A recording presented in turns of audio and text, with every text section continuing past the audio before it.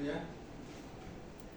Terima kasih juga untuk teman-teman yang sudah hadir di sini untuk mengikuti diseminasi. Diseminasi itu semacam pembahasan gitu. Jadi saya juga diberi kesempatan untuk berbagi pengetahuan yang saya dapat di program calon guru penggerak. Perkenalkan, nama saya Agus Wijayanto. Saya berasal dari SMP Negeri 1 Karanganyar. Dalam program CGV ini, saya kebetulan angkatan 10 calon guru penggerak Pekalongan, Provinsi Jawa Tengah. Sebelum kita memulai aktivitas kali ini, langkah lebih baiknya kita berdoa terlebih dahulu. Berdoa mulai.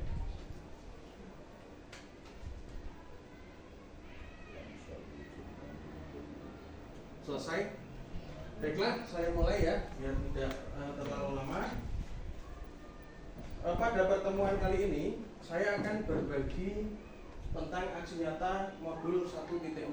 Jadi dalam program guru penggerak, di dalam LMS itu ada 3 modul, sekitar 3 modul, dan saya baru di modul 1. Modul 1. Nah, di dalam modul 1 itu ada banyak sekali di dalamnya sub-sub materi. Di modul 1 tersebut banyak sub materi, terus 1.1 ada 1.2, 1.3. Nah, ini kebetulan di 1.4 yang terakhir. Nah, apa materi yang akan saya sampaikan? Yaitu tentang budaya positif. Kenapa kok saya berbagi budaya positif? Karena hal ini itu budaya positif ini itu hal yang baru bagi kita. Kalau budaya ini budaya di SMP Karanganyar kan agak condongnya itu relatif condongnya itu di kebiasaan untuk menghukum, gitu ya, menghukum. Jadi misalkan ada anak-anak terlambat masuk sekolah misalkan, ini kalau BK-nya di sini atau tidak? sudah mengenal itu, saya lihat sudah mengenal budaya positif. Tapi kita juga dari BK ini juga berkewajiban untuk berbagi pada rekan budaya yang lain. Nah, semisal tadi ada anak-anak yang terlambat. Nah, kebiasaan dulu kita kan kalau ada anak-anak yang terlambat masuk sekolah, diizinkan masuk, tetapi diberi semacam hukuman. Lah, itu di era sekarang itu agaknya itu kurang pas. Nah, maka dari itu kita diperkenalkan semacam budaya positif. Anak masuk ke sekolah, misalkan mereka terlambat, kita berikan semacam konsekuensi. Boleh masuk, tapi semisal besok kok terlambat lagi, konsekuensinya apa? Nah, itu yang namanya konsekuensi. Terus yang lebih lebih terbaru lagi, ini yang lebih baik lagi, itu ada yang namanya restitusi. Restitusi apa Arya? Kalau di BK mungkin sudah dikenalkan Maria restitusi. Nanti akan saya jelaskan. Ini yang paling saya rasa paling cocok. Karena apa? Anak-anak biasanya kalau dikasih hukuman, nanti efeknya itu dia hanya tidak timbul dari diri, tidak timbul dari internalnya dia, intrinsiknya dia gitu loh. Dia hanya mengikuti peraturan yang ada. Nah, kalau kita misalkan seperti kita terapkan restitusi tadi, itu insya Allah akan memunculkan faktor internal atau faktor intrinsik dari anak, sehingga dia sadar secara sendiri dia sadar, oh iya ternyata kayak gini ya, tidak pas ya, besok saya akan memperbaikinya. Nah, itu yang akan kita tumbuhkan dalam budaya positif ini. Saya mulai.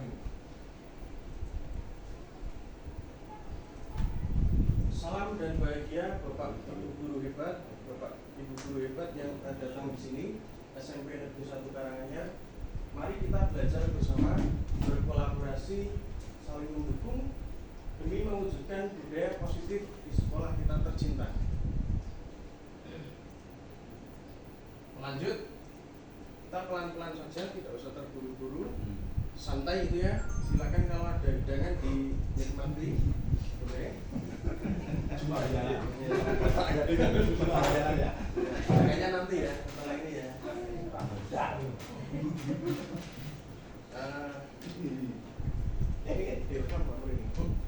Konsep utama modul 1.4. Yang pertama adalah perubahan paradigma belajar. Terus berikutnya ini adalah intinya ya. Yang kedua disiplin positif. Terus kebutuhan dasar manusia, motivasi perilaku manusia, posisi kontrol restitusi. Bacanya jangan sampai kecil ini ya. Posisi kontrol restitusi gitu ya. Misalnya kemarin di Lokakarya itu ada yang kebetulan orang Sunda itu orang Sunda Pak Cina. Nah itu kok bilangnya kok perannya itu kok beda gitu loh. Satu ruangan ketawa semua. Beda berarti orangnya. Iya. Tapi memang ternyata logatnya beda Pak. Ternyata logatnya orang sana dengan kita beda. Ya. Jadi kayak gimana gitu. Terus selanjutnya keyakinan kelas dan yang terakhir segitiga restitusi. Oke, lanjut. Ini ada pertanyaan nih, pertanyaan pemantik. Nah, saya akan bertanya dengan rekan-rekan guru di sini. Apakah Anda setuju dengan pertanyaan ini? Yang pertama, coba kita jawab ya bersama-sama ya. Nomor 1 dulu.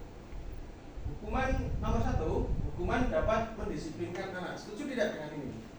Pernyataan ini. Hukuman dapat mendisiplinkan anak. Gak apa-apa, tidak ada di sini, gak ada yang salah. Jadi silakan berpendapat, gak apa-apa. Hukuman dapat mendisiplinkan anak. Setuju? Setuju? Setuju ya? Setuju. Oke, boleh, gak apa-apa. Terus nomor 2 sekarang. Pemberian hukuman dengan hal positif seperti membaca atau membersihkan halaman sekolah dapat meningkatkan disiplin anak. Setuju? Setuju? Setuju ya? Nomor 3, memberi penghargaan dapat meningkatkan motivasi belajar anak. Setuju tidak? Jadi memberi penghargaan gitu ya, garis bawahi, dapat meningkatkan motivasi belajar anak. Setuju? Setuju? Oke. Enggak apa-apa, boleh. Nah. Nomor 3, kalau kita lihat nomor 3 itu berarti faktor internal, intrinsik atau faktor eksternal yang membuat anak termotivasi belajarnya. Eksternal ya. Oke. Lanjut dulu, mana aja. Ya. Terus pembelajaran dengan paradigma yang baru. Tadi poin pertama itu. Pembelajaran dengan paradigma baru dirancang berdasarkan prinsip pembelajaran yang terdiferensiasi. Nah, saya tanya coba sedikit nih. Coba dengan Pak Bayaki ya. Apa ini? Soalnya udah ada yang salah sini Pak Bayaki. Pembelajaran yang terdiferensiasi itu apa? Terdiferensiasi berdasarkan sesuai kebutuhan masing-masing anak. Oke. Karena itu beda-beda. Bagus sekali ya. Kasih tepuk tangan buat Pak Bayaki. Jadi yang namanya terdiferensiasi itu pembelajaran yang berpusat kepada anak. Ya, di kurikulum Merdeka itu kita melakukan suatu pembelajaran itu pusatnya pada anak, berdasarkan kebutuhan anak. Jadi terdiferensiasi itu ya berarti sesuai dengan kebutuhan anak. Ya, melakukan assessment juga berdasarkan kebutuhan anak. Itu namanya terdiferensiasi. Sehingga setiap siswa belajar sesuai dengan kebutuhan dari tahap perkembangannya. untuk menggunakan profil pelajar Pancasila. Nah, ini ada 6 dimensi. 6 dimensi profil pelajar Pancasila. Yang pertama ini kelihatan nggak ya dari mana ya? Belakang dari Pak Iqbal. Kelihatan. Ya kan? Kalau saya kan sudah ini apa namanya minus, jadi kalau dari sana Plus lihat plus. Iya. Tapi kalau lihat apa itu itu apa namanya cewek cantik kelihatan gitu ya, matanya padang. Mau ya? Lanjut ya? Jadi bahas cewek cantik. Profil pelajar Pancasila ada 6 dimensi. Yang pertama beriman dan bertakwa terhadap Tuhan Yang Maha Esa dan berakhlak mulia. Terus yang kedua adalah berkebinekaan global, bergotong royong, kreatif, bernalar kritis, dan mandiri. Oke, lanjut sampai sini paham? Paham ya? Ya. Nah, sekarang ada apa namanya ice breaking nih. Kita ice breaking ya, agar kita lebih bersemangat. Saya ice breaking dulu. Jadi seperti ini ice breakingnya. Nanti peserta dengan apa namanya nomor A gitu. Jadi nanti ada peserta A dan ada peserta B. Jadi yang peserta A nanti menggenggam tangannya erat-erat, dibuka dulu. Terus kita bayangkan di telapak tangan kita ada hal yang paling berharga di dunia ini bagi masing-masing gitu ya. Jadi ada hal yang berharga bagi diri panjenengan semua. Bayangkan, terus kita genggam erat-erat hal yang berharga tersebut. Terus peserta B nanti yang bernomor B, silakan kalian panjenengan semua coba yang tadi pasangannya dirayu, dijaluk, diminta, ditawari, boleh tak bayar misalnya 100 juta. Hal yang berharga itu kamu panjenengan minta. Kepriye carane pokoknya ben entuk. Gitu ya. Oke, langsung saja dari sebelah sini, dari Pak Pri ya sebelah sini ya. Berhitung ya Pak Pri ya. A B gitu Pak Pri. Oke, silakan dimulai. A B A B A B A B. Pas ya. Berarti A B pas nih berpasangan. Oke. Berpasangan A dengan B sebelahnya tadi A B gitu berpasangan. Sekarang peserta A coba mengacungkan jari. Siapa saja? Yang A. B. Udah ya? Yang B. Terima kasih. Sekarang kita mulai. Yang A silakan telapak tangannya dibuka. Oke. Kita bayangkan di telapak tangan panjenengan semua ada hal yang paling berharga di dunia ini untuk panjenengan. Oke, sudah dibayangkan? Kalau sudah, sekarang digenggam erat-erat. Jangan dilepas ya, digenggam erat-erat. Tugas dari kelompok yang B tadi, silakan kalian panjenengan minta dari yang A itu tadi. Minta boleh, dirayu boleh, dipaksa boleh gitu ya. Apa ditawari apa boleh, duit misalnya ini tak beli Pak 100 ribu misalnya. Silakan, boleh dimulai. Dirayu di apa boleh.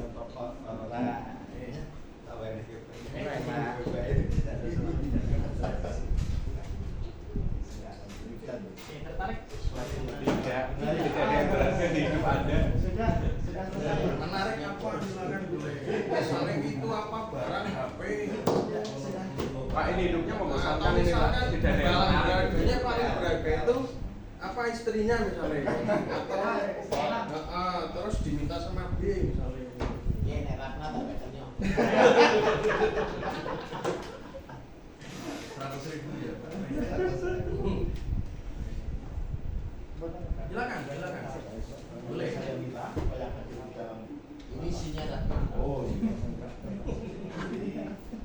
akan memberikan sesuatu yang menarik kepada Anda. Apa yang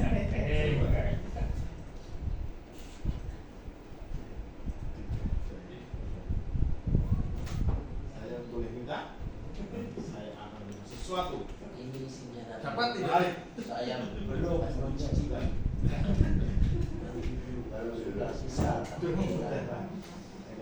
minta. Ada yang Bapak? Ada yang boleh? Boleh. Sudah? Ada ya? Kalau sudah sekarang bergantian coba. Yang tadi peserta A sekarang menjadi peserta B.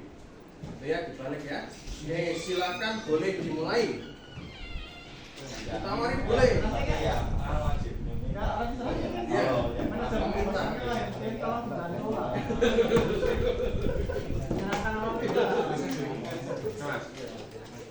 Ditawarin misalkan ini tak tukar sama mobil saya.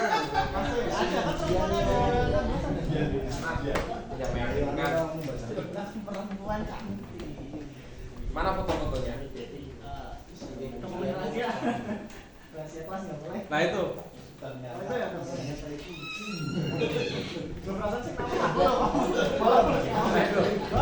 Saya pengen itu mas. Digas aja. Kasihkan. Kucing dari kebun. Ini isinya Budi ya. Iya. Saya suka.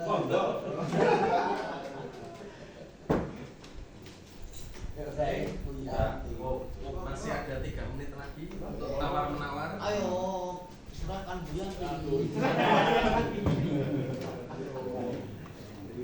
Berharga. Iki Kasih kan 3 Pak. Ini kasih. pasrah. Sesuatu yang berharga dari saya miliki. Saya berikan. Iya, misalkan Pak Ardi ini apa namanya punya cewek cantik Oh, iya. ya, terus diminta sama Pak Bere gitu ya. Pokoknya buat saya. Misalnya istrinya buat saya Pak Ardi misalnya kayak gitu. Wah, ini bulan tapi Ini tak tuker misalnya pakai R3 misalnya. Ini istri ini buat saya. Sudah?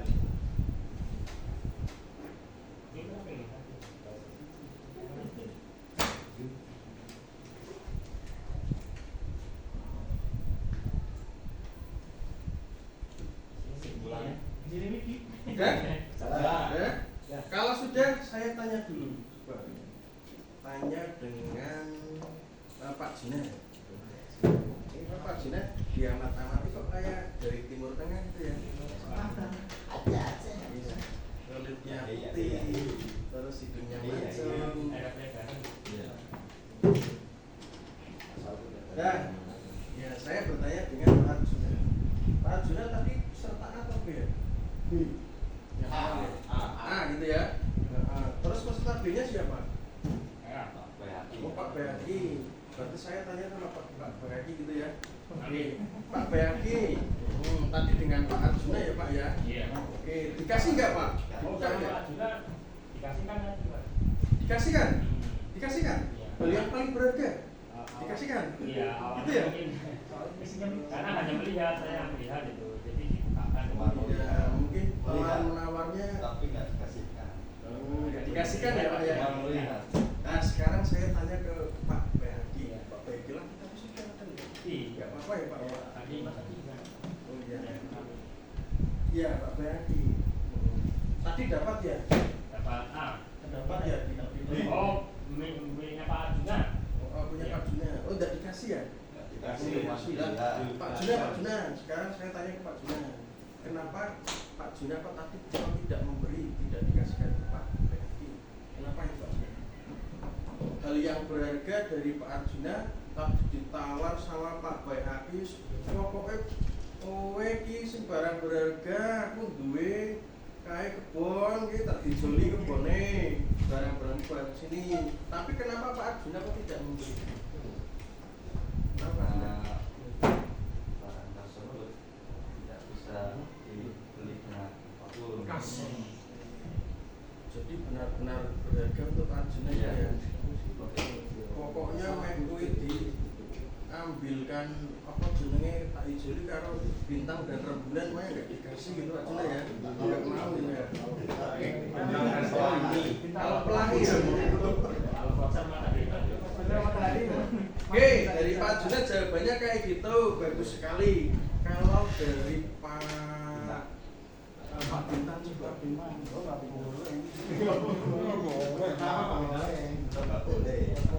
Bintang bagaimana Bintang? Boleh. Dikasih nggak Pak Bintang? Mana perannya ya? Tidak boleh Pak Bintang ya? Kenapa tidak boleh Pak Bintang? Karena tidak ada yang lain nantinya. Kalau ada yang lain mungkin ada bisa dikasih.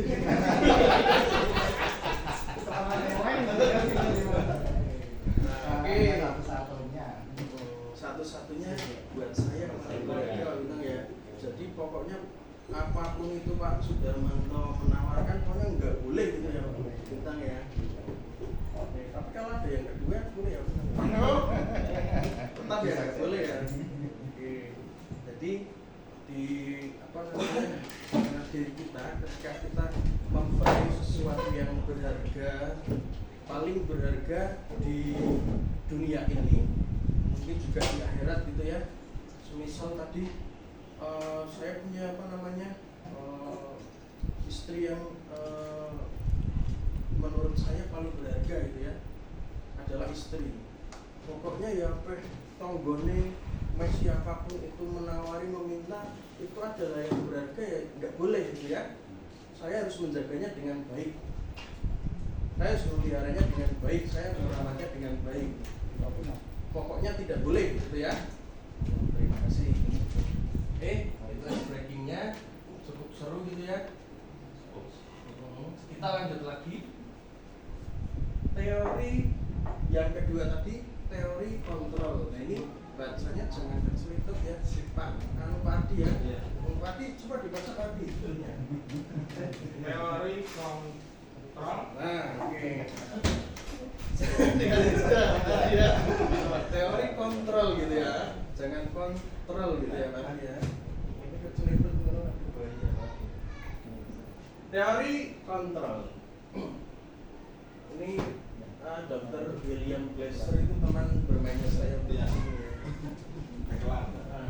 Dr. William Glasser dalam kontrol teori yang kemudian hari berkembang dan dinamakan choice theory, meluruskan beberapa miskonsepsi tentang makna kontrol. Yang pertama, miskonsepsi tersebut ilusi guru mengontrol murid. Maksudnya apa? Maksudnya bagaimana? Misal, ilusi itu kan seakan-akan gitu ya, mengontrol murid panjenengan mengajar. Terus panjenengan memerintahkan anak misalnya, coba sekarang nomor 1, ayo kamu dibacakan. Tuh. Jadi seakan-akan panjenengan itu mengontrol murid didik Anda. Padahal anak didik itu menuruti perintah panjenengan karena dia mengizinkan dirinya. Loh Pak, bisa saja kan dia menolaknya. Nah itu yang saya maksud. Jadi bisa saja mereka tidak menuruti perintah panjenengan, tetapi karena dia mengizinkan dirinya untuk dikontrol panjenengan, kontrol panjenengan, jadi mereka menuruti. Itu yang dimaksud ilusi guru mengontrol murid. Terus yang kedua, ilusi bahwa semua penguatan positif, efektif dan bermanfaat. Lanjut, ilusi bahwa kritik dan membuat orang merasa bersalah dapat menguatkan karakter. Terus yang terakhir adalah ilusi bahwa orang dewasa memiliki hak untuk memaksa. Itu miskonsepsinya. Lanjut, paham ya sampai sini ya? Disiplin positif. Nah, dalam budaya kita, makna kata disiplin dimaknai menjadi sesuatu yang dilakukan seseorang pada orang lain untuk mendapatkan kepatuhan. Kita cenderung menghubungkan kata disiplin dengan ketidaknyamanan. Sebagai pendidik, tujuan kita adalah mewujudkan murid yang mempunyai disiplin diri, sehingga mereka bisa berperilaku dengan mengacu pada nilai-nilai kebajikan universal. Nah, saya sampai sini dulu coba. Nilai-nilai kebajikan universal itu semacam apa pada murid? Pak, yuk kita ingat-ingat kembali waktu kita kuliah mungkin. Nilai-nilai kebajikan universal. Oke, tak bantu. Murid misalnya bertanggung jawab, itu adalah nilai-nilai bajikan gitu ya. Mereka memiliki tanggung jawab, mereka disiplin, mereka misalkan menaati aturan, mereka secara sadar secara sadar itu mereka itu dengan adanya kesepakatan di kelas mereka mematuhinya. Itu namanya nilai-nilai kebajikan universal. Juga termasuk kejujuran. Anak jujur itu juga termasuk nilai-nilai kebajikan universal. Dan memiliki motivasi intrinsik, bukan ekstrinsik. Nah ini kembali yang pertanyaan ketiga tadi yang saya tanya, ini intrinsik atau ekstrinsik gitu ya. Jadi faktor internal atau faktor intrinsik itu yang diharapkan dari budaya positif sekarang. Misalnya kasih penghargaan, yo siapa yang mau maju nanti saya kasih hadiah, itu namanya faktor eksternal, bukan atas kemauannya timbul dari dalam dirinya. Itu yang mulai sekarang kita munculkan. Jadi tanpa iming-iming pun mereka berkontribusi aktif gitu ya. Lanjut. Kalau pemberian hadiah sekarang juga tidak diperbolehkan itu ya. Diperbolehkan sekarang. Dulu kan kita kayak gitu. Lanjut. Disiplin positif merupakan salah satu cara untuk penerapan disiplin yang bertujuan untuk menimbulkan kesadaran serta pemberdayaan anak. Melakukan sesuatu tanpa sogokan, tanpa disogok gitu ya. Terus ancaman maupun hukuman. Memang sekarang eranya sudah berbeda. Kemarin saya duduk-duduk di sebelah sana saja dengan beberapa guru yang sudah senior kita ya. Ya mohon maaf, ini memang hal yang agak bertentangan sedikit Pak Jina.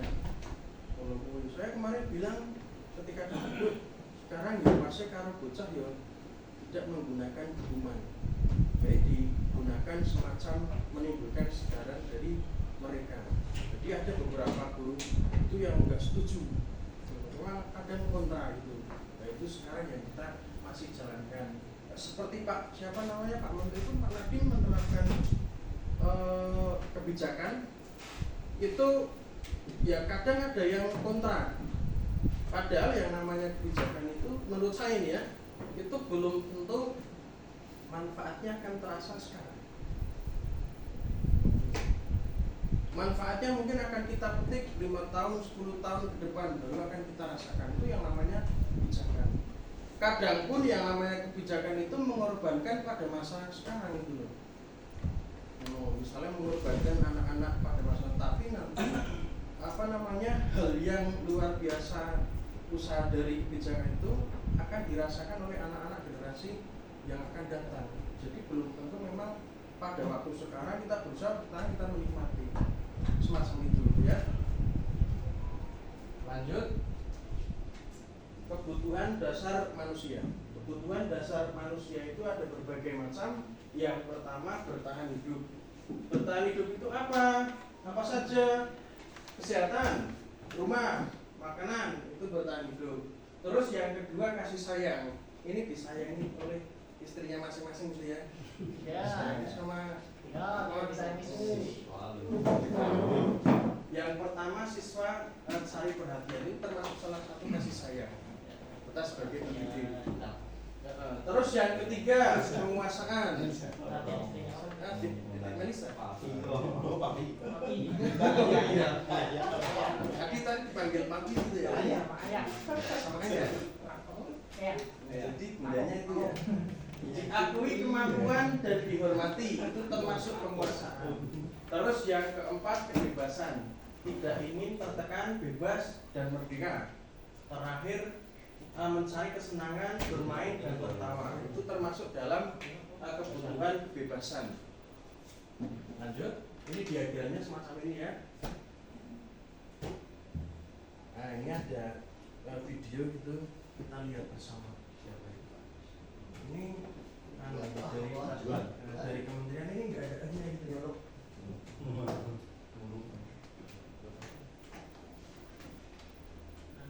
Caranya nggak ada ya.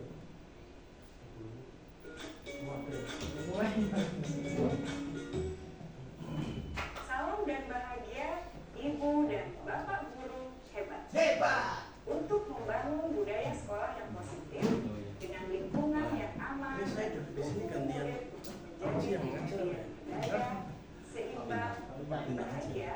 Salah satu upaya yang dapat dilakukan oleh guru adalah memahami kebutuhan dasar yang mendasari perilaku murid. Pada video kali ini kita akan membahas tentang 5 Jangan, kebutuhan nanti kalau dasar kita nggak menghayati gitu ya Pak Cina ya.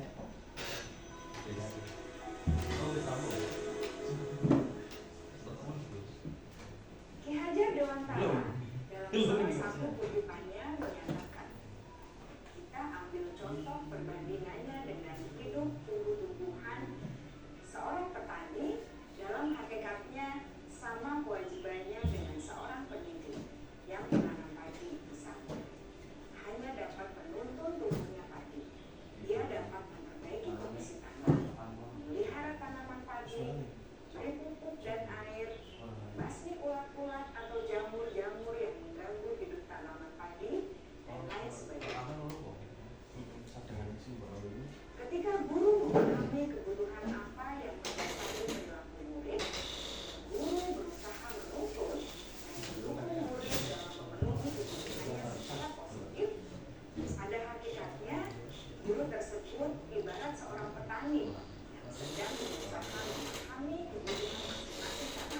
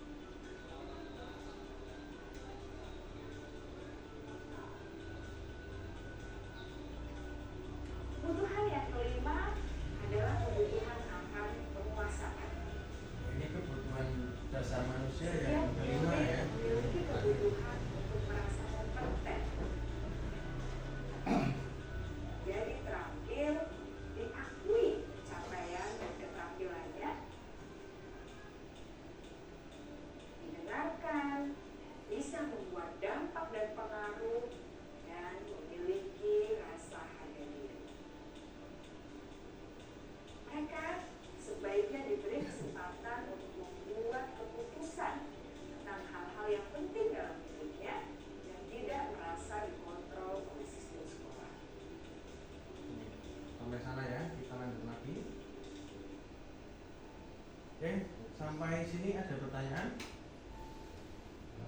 Ada, lanjut. Ya, kita lanjut. Motivasi perilaku manusia. Ada hukuman dan penghargaan, terus juga ada restitusi. Nah, ini nanti yang saya terangkan gitu, yang jelaskan apa itu restitusi gitu ya. Lanjut. Motivasi perilaku manusia didasari menjadi 3 hal. Yang pertama untuk menghindari ketidaknyamanan. Terus yang berikutnya untuk mendapat imbalan atau penghargaan dari orang lain. Yang ketiga untuk menjadi orang yang mereka inginkan dan menghargai diri sendiri dengan nilai tentu yang mereka percaya. Ini ada bagian hukuman, konsekuensi serta restitusi. Identitas sebelah sini adalah bagian identitas gagal, yang sebelah sana identitas sukses dengan menggunakan konsekuensi dan restitusi.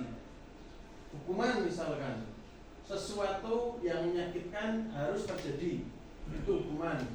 Tapi kalau konsekuensi sesuatu yang harus terjadi. Terus jika restitusi, berarti restitusi merupakan suatu pilihan untuk anak gitu ya. Jadi mereka bisa memilih. Lanjut. Itu bagiannya seperti tadi.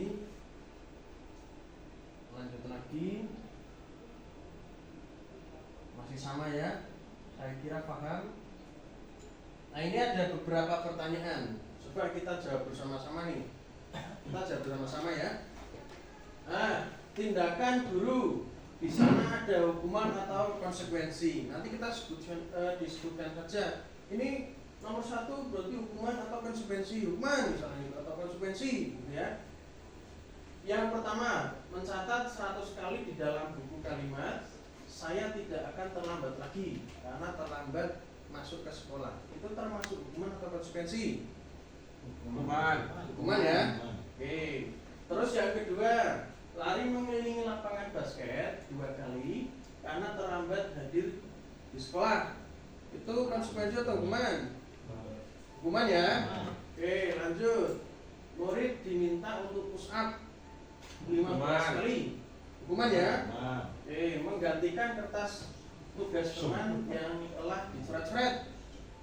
Bukan konsekuensi ya. Oke, membersihkan tumpahan di air di meja tulis karena tersenggol pada saat belajar. Konsekuensi ya. Terus murid disuruh untuk tidak mengenakan sepatu seharian di sekolah karena tidak menggunakan sepatu hitam. Hukuman ya. Hukuman. Oke. Terus yang terakhir, lari mengelilingi lapangan basket 2 kali karena terlambat 10 menit. Pelajaran PJK ya Pak Junen PJK. Apa ini? Hukuman. Oke, kita cocokkan. Yang pertama adalah hukuman ya. Terus berikutnya, benar ya hukuman tadi ya. Hukuman. Oke. Yang ketiga juga hukuman. Keempat konsekuensi. Wah, kita pintar semua kalau guru di sini ya. Lanjut. Konsekuensi. Yang kelima. Terus tadi Pak Pre bilang hukuman. Wah, tepat sekali. Yang terakhir adalah konsekuensi. Yuk kita tepuk tangan. Pak, itu yang terakhir kan konsekuensi apabila sudah ada Ya. saling hukuman pertama, hukuman setelah itu nanti konsekuensi itu berarti sudah ada kesepakatan. Ya. Kalau belum ada kesepakatan, maksudnya hukuman. Masih dalam hukuman ya Pak Bintang ya. Kalau sudah ada konsekuensi sudah ada kesepakatan, Ada kesepakatan. Oh iya, benar sekali Pak Bintang. Terima kasih Pak. Caranya diganti bahasa Indonesia itu hukuman. Kalau ganti mapel Indonesia gitu ya, karena mapelnya Pak Juna Nah, kejuka iya, gitu ya. betul kan. Iya betul. Ini, hukum berarti penghargaan, ciri-ciri restitusi. Ini ciri-ciri restitusi yang tadi saya bilang. Ini menurut saya adalah cara yang paling cocok nih untuk anak murid sekarang itu, dengan cara restitusi. Kalau dengan hukuman kadang-kala ini anak-anak itu nanti kalau sudah sudah dewasa sudah di sini, kadang dia itu merasa dendam dulu. Kalau aku biar tahu di ini ada Pak Ardi misalnya ya, Pak Aji misalnya, biar pernah di sungai ini, itu anak teringat. Jadi mode hukuman itu sebenarnya kurang begitu tepat. Oh, ya. Yang paling baik, yang paling cocok ya itu bertahap tak.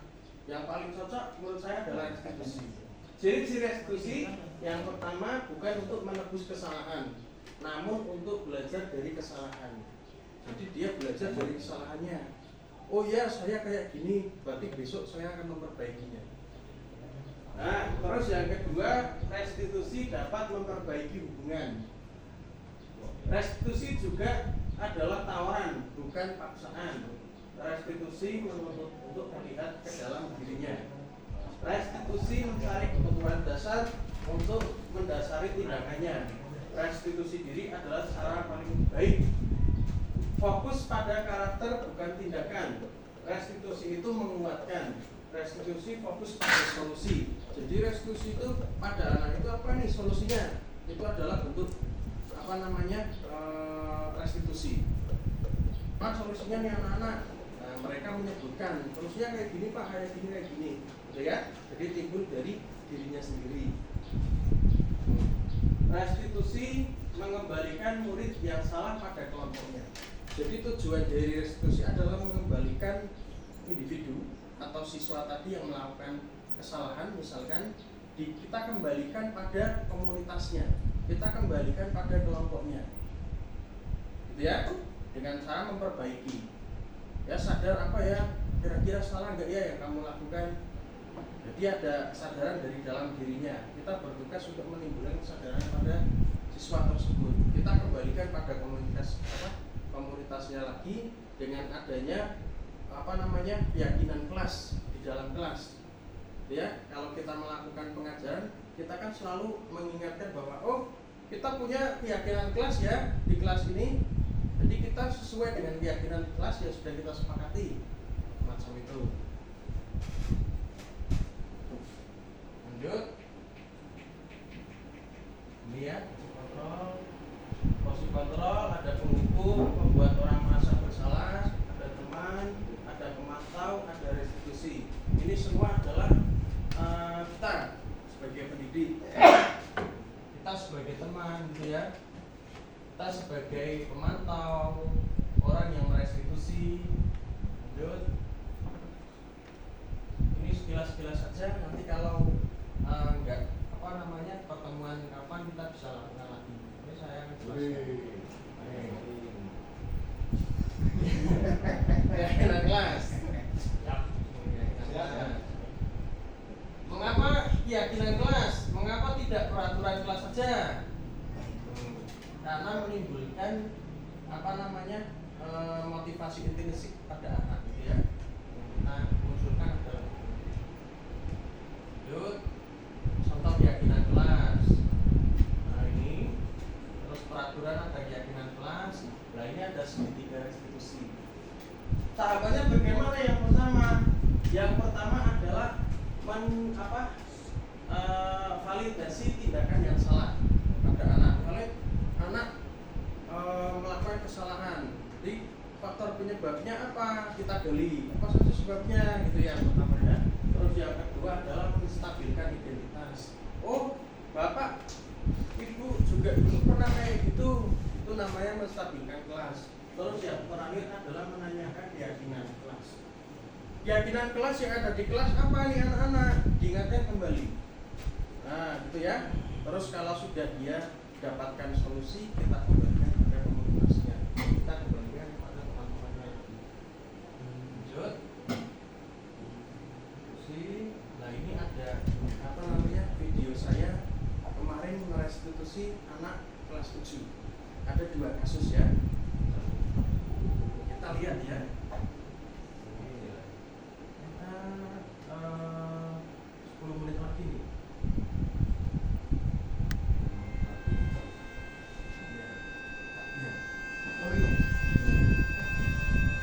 Terus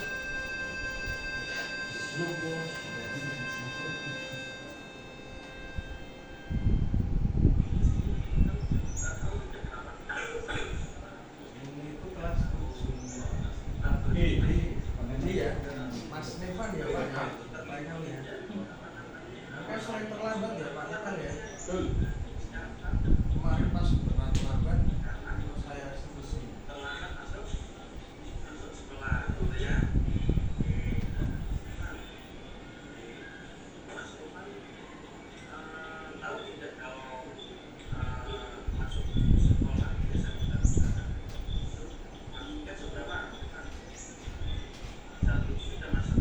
Kalau mungkin apa namanya Pak Jenang itu eksekusinya sama ya Alisa itu ya.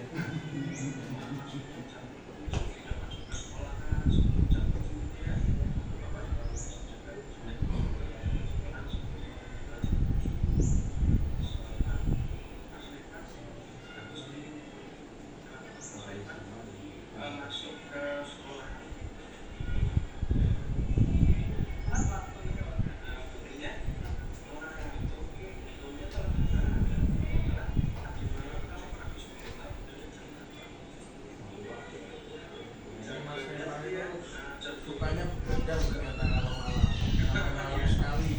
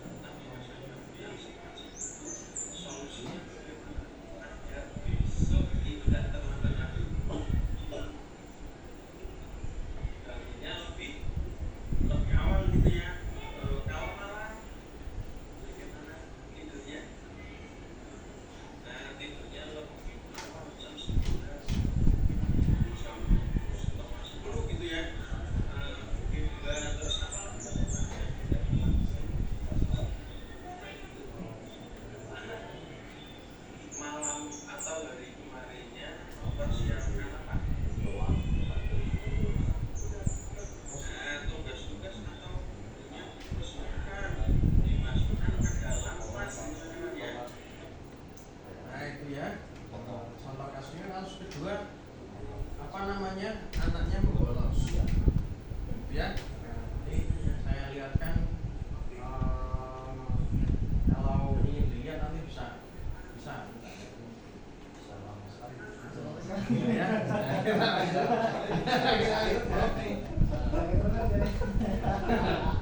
Imajinasi ya. Di ternyata.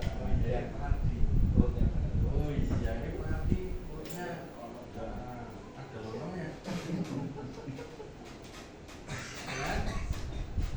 Terima kasih. Salam guru penggerak. Oh selesai, ternyata sudah selesai. Tuh, yang kita pelajari tadi banyak hal ya tentang bagaimana apa namanya modul budaya positif untuk SMP Negeri 1 Karanganyar. Nah, saya ingin satu orang nih untuk memberikan kesimpulan pada pertemuan kali ini. Oke, kebetulan